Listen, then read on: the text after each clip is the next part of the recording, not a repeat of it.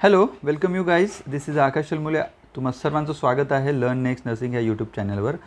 बघा, जे DMER अपडेट्सविषयी आपण ह्या व्हिडिओमध्ये बोलणार आहोत आणि इथे जे महाराष्ट्र राज्याचे ज्या परिचारिका होत्या, ज्या स्टाफ नर्सेस, ज्या वेगवेगळ्या DHSमध्ये ESI जे स्टेट गव्हर्नमेंटच्या अंडरमध्ये आहे आणि प्लस DMER. ओके, तर DMER, DHS आणि ESI जेवढं पण स्टेट गव्हर्नमेंटमध्ये ज्या नर्सेस काम करतात त्या सगळ्यांचा संप होता. आता मागच्या 6-7 दिवसापासून आपल्याला माहीतच आहे.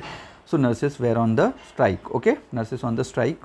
ओके, सो आता त्याच्याबद्दल परिचारिकांच्या ज्या वेगवेगळ्या मागण्या होत्या त्याच्यावर आता शासनाचं काय उत्तर झालं. कारण शासनाने एक जे DMERचे जे मंत्री आहेत, ओके, वैद्यकीय शिक्षण मंत्री, त्यांच्यासोबत जी परिचारिका संघटना आहे त्यांच्या मीटिंग्स झाल्या आणि त्या मीटिंगचे जे मिनिट्स ऑफ मीटिंग म्हणतो, म्हणजे त्या मीटिंगमध्ये काय बोलण्यात आलं, कुठल्या मुद्द्यांवर चर्चा झाली, त्याविषयी हे सगळा हा मुद्दा जो आहे याच्यामध्ये आपण बोलणार आहोत. ओके, आणि ह्या भरती प्रक्रियेमध्ये सर्वात मोठं म्हणजे की 80-20 पुढच्या ज्या भरतीमध्ये आपल्याला माहिती आहे की शासनाचा एक GR आलेला होता, परिपत्रक आलेलं होतं की इथून पुढे जे शासनामध्ये DMERच्या अंतर्गत ज्या भरती प्रक्रिया होईल, स्टाफ नर्सेसच्या पदासाठी, त्याच्यामध्ये 80-20 असेल. ठीक आहे, तर ह्या ज्या मिनिट्स ऑफ मीटिंगमध्ये 80-20 बद्दल काय बोलण्यात आलं ते सुद्धा आपण यामध्ये बघूया. तर प्लीज व्हिडिओला लाईक करा, मॅक्सिमम शेअर करा आणि लर्न नेक्स्ट नर्सिंगसोबत जुळण्याचा प्रयत्न करा, जेणेकरून जे पण इम्पॉर्टंट अपडेट्स आहेत नर्सिंग रिक्रुटमेंटविषयी, okay, whatever it may be, जे सेंट्रल ऑर्गनायझेशन्स आहेत, AIIMS, ESIC, RRB, okay, JIPMER, सगळ्या इन्स्टिट्यूशन्सविषयी आम्ही माहिती देऊ. प्लस आपल्या महाराष्ट्र शासनामध्ये जे पण गव्हर्नमेंट परमनंट वॅकन्सी येतील त्यासुद्धा आम्ही आपल्या चॅनलवर इन्फॉर्मेशन देण्याचा प्रयत्न करतो. तर प्लीज चॅनलला सबस्क्राईब करा, बेल आयकॉन दाबा, म्हणजे येणारे सगळे व्हिडिओ तुम्ही बघू शकता. ओके, तर बघूया आपण ते परिपत्रक. हे परिपत्रक आहे, तुम्ही बघू शकता, दिनांक 23. ओके, दिनांक 23 जुलै रोजी हे परिपत्रक निघालेलं आहे. त्यामध्ये त्याच्यात काय निघालेलं आहे प्रति बघा. वैद्यकीय शिक्षण व संशोधन मुंबई, संचालक अधीक्षिका शुश्रूषा आणि सरचिटणीस जे महाराष्ट्र राज्य परिचारिका संघटना जी लातूर आहे. ओके, ह्या संघटनेला वैद्यकीय शिक्षण मंत्र्यासोबत आणि वैद्यकीय जे शिक्षण DMERचे जे पदाधिकारी प्लस जे कॅबिनेट मिनिस्टर्स, ओके, प्लस याच्यामध्ये जे महाराष्ट्र राज्य परिचारिका संघटना MSNA, ओके, जी आहे ती लातूर, ओके, यांना बोलवण्यात आलं होतं. तर त्याच्यातले ज्या परिचारिका संवर्गातल्या ज्या विविध मागण्या होत्या, ओके, प्रलंबित मागण्या, अडचणी, याबाबत चर्चा झाली. ओके, दिनांक 22 तारखेला संध्याकाळी 4 वाजता यावर बैठक झाली होती माननीय वैद्यकीय मंत्री यांच्या अध्यक्षतेखाली. ओके, तर यामध्ये काय काय गोष्टी बोलण्यात आल्या त्यामध्ये बघूया आपण. याच्यामध्ये हे सगळे पदाधिकारी आपले जे होते ते सगळे वैद्यकीय शिक्षण व औषधी द्रव्य विभागाचे काही पदाधिकारी प्लस जे MSNA जे महाराष्ट्र राज्य परिचारिका संघटना लातूर यांचे सगळे हे जे लोक होते ते अवेलेबल होते. आता यामध्ये कुठल्या विषयांवर बोलण्यात झालं यामध्ये बघा.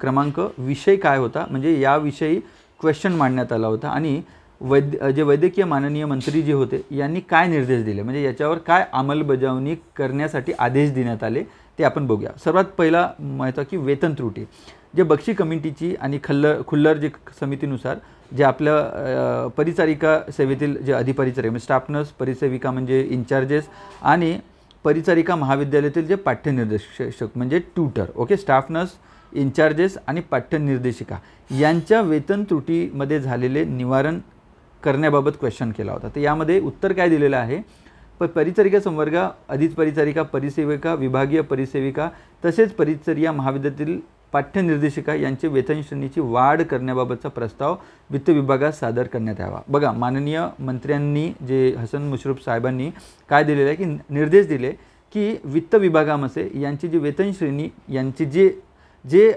बोललेली आहे, जसं की सध्या 35,400चा ग्रेड आपलं जे बेसिक बनतं. Okay, so they are asking for 44,900 म्हणजे केंद्र शासनाप्रमाणे आम्हाला सॅलरी देण्यात यावा. ओके, त्याबद्दलचा जो प्रस्ताव आहे वित्त विभागामध्ये पाठवण्यात यावा अशा विषयी मंत्रीजींनी सांगितलेलं आहे. ओके, त्यानंतर दुसरा क्वेश्चन होता की परिचारिका संवर्गात म्हणजे आपल्या DMERमध्ये, ओके, 100% पदभरती करण्यात यावं, म्हणजे जर समजा 9,000 वॅकन्सी आहे तर पूर्ण 9,000 वॅकन्सी भरण्यात यावा. ओके, ओके, पदनिर्मिती व पदोन्नती आणि यांचं जे प्रमोशन्स उरलेले आहेत ते सुद्धा करण्यात यावा आणि दिनांक 6/6/25 रोजी जे कंत्राटी भरतीबाबत एक परिपत्रक करण्यात आलं होतं ते त्वरित बंद करून वगळून त्वरित कायमस्वरूपी पदभरती करण्यात यावं. म्हणजे परमनंट भरतीवर यांनी हे दिलेलं आहे, भर दिलेला आहे. त्यामध्ये उत्तर काय दिलेलं आहे की 2023 मध्ये एवढे पदं भरण्यात आले होते आणि उर्वरित जे पदे आहे, जे नवीन पदे, नवनिर्मित पदे आणि उरलेले जे पदे आहे, जे वेगवेगळे अधिपरिचारकांची जे पदे आहेत ते भरण्यासाठी संचालनालयाकडून बिंदू नामावली तयार करण्यात आलेली आहे. म्हणजे बिंदू नामावलीचं काम झालेलं आहे. बिंदू नामावली म्हणजे प्रत्येक कॅटेगरीनुसार म्हणजे OBC, SC, UR, ओके, त्या आपले NTG, NTB, NTC, NTD, VJ सगळ्यानुसार प्रत्येक कॅटेगरीला किती पदं द्यायचे. जर 4000 पदं आहेत, 4000मधून तुम्हाला माहिती आहे एक जवळपास 2000 पदे हे URला जातात. त्याच्यानंतर जे पदं आहेत ते आपापल्या याच्यामध्ये ॲड होतात आपापल्या कॅटेगरीनुसार. तर ती जी झालेली आहे आणि ती प्रमाणित करण्यासाठी कुठे ई-सरकार पोर्टलवर पाठवलेलं आहे. म्हणजे ते ॲक्च्युली बिंदू नामावली बनवल्यानंतर त्याचं फायनल कन्फर्मेशनसाठी सरकारकडे पाठवलं जातं. ओके, तर ती कारवाई सुरू आहे. म्हणजे बघा, लक्षात ठेवा, लवकरात लवकर ही जर प्रक्रिया झाली की अधिपरिचारकांची पदे लवकरात लवकर भरण्यात येतील. ओके, असं म्हटलेलं आहे. ओके, बिंदू नामावलीची प्रक्रिया झाली की परमनंट पदे भरा. ओके, आणि बाह्य स्रोताद्वारे हे येणाऱ्या पदांच्या अनुषंगाने डॉक्टर शंकरराव चव्हाण शासकीय वैद्यकीय महाविद्यालय नांदेड यावर झालेले न्यायालयीन प्रकरण विचारात घेऊन त्यावर हे करावं, काय निर्णय घेण्यात यावा असं म्हटलेलं आहे. ठीक आहे, म्हणजे परमनंट भरती येणार आहे लवकरच, हे एक कन्फर्म झालं. त्याच्यानंतर अतिरिक्त खाटा म्हणजे बऱ्याच इन्स्टिट्यूशनमध्ये 200 बेडेडचं हॉस्पिटल आहे आणि तिथे सध्या 300 बेडेड चालू आहे. तर अशा ठिकाणी काय झालं, त्यांनी काय म्हटलं की आकृतीबंध मंजूर करा. म्हणजे पदांचे आकृतीबंध म्हणजे काय होतं की आपली जे स्टाफ नर्सेसचे जे पदं असतं ते depends on the bed strength. Okay, bed स्ट्रेंथनुसार पदं निर्मित करा आणि प्रमोशन द्या, हे सुद्धा म्हटलेलं आहे. तेथे सुद्धा वैद्यकीय मंत्र्यांनी यस म्हटलेलं आहे की नाही, याच्यावर लवकरात लवकर आम्ही अंमलबजावणी करू.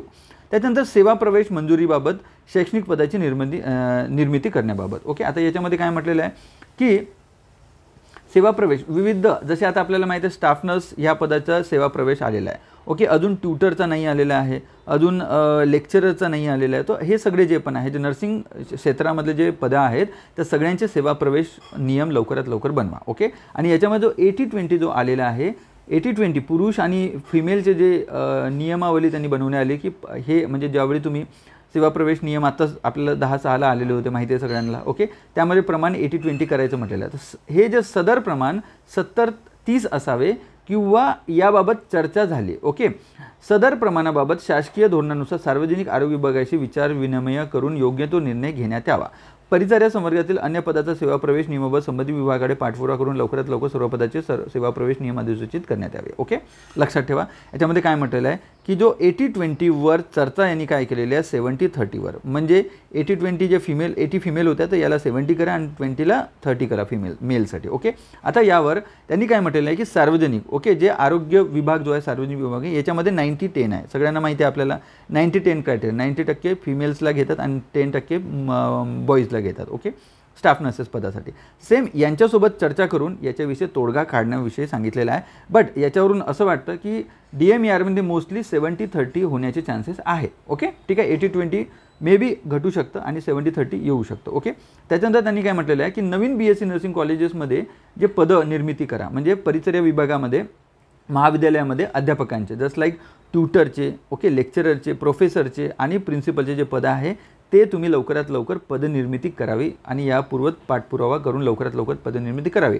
असं माननीय वैद्यकीय शिक्षण मंत्र्यांचं आहे की आम्ही करू, लवकरात लवकर करू असं म्हणण्यात आलेलं आहे. ओके, केंद्र शासनाप्रमाणे भत्तेसुद्धा म्हटलेले आहे. म्हणजे जसे नर्सिंग अलाउन्स, केंद्र शासनामध्ये नर्सिंग अलाउन्स आत्ता सध्या आहे 9,000 रुपये. ओके, हा जुना होता. ओके, त्याच्यानंतर आहे ड्रेस अलाउन्स, पहिला 1800 होता, आता झालेला 2200 रुपये. ओके, 2200 रुपये समथिंग झालेला, 2250 रुपये समथिंग झालेला आहे. ओके, ठीक आहे. तर याच्याविषयी त्यांनी काय म्हटलेलं आहे की हे जे आहे ही जी मागणी आहे केंद्रप्रमाणे जे भत्ते आहे ते याच्यासाठी आम्हाला माननीय मंत्रिमंडळापुढे सादर करावं लागेल. जे मंत्रिमंडळ आहे त्यांचं, ओके, महाराष्ट्र शासनाचं, त्याच्यापुढे हे प्रस्ताव सादर करावं लागेल आणि त्याच अनुषंगाने जर वित्त विभागाने जर ॲक्सेप्ट केलं तर ठीक आहे, हे आम्ही सुरू करू. अदरवाईज मग पुढे मंत्रिमंडळाच्या म्हणण्यानुसारच जे काय होईल ते होईल. बट याच्याविषयी अजूनही शाश्वती नाही आहे. बट मे बी पॉसिबिलिटी आहे, जर मंत्रिमंडळाने जर ॲक्सेप्ट केलं तर सुरू होऊन जाईल. ओके, ठीक आहे. त्यानंतर केंद्र प्रमाणपणे शैक्षणिक वाढी.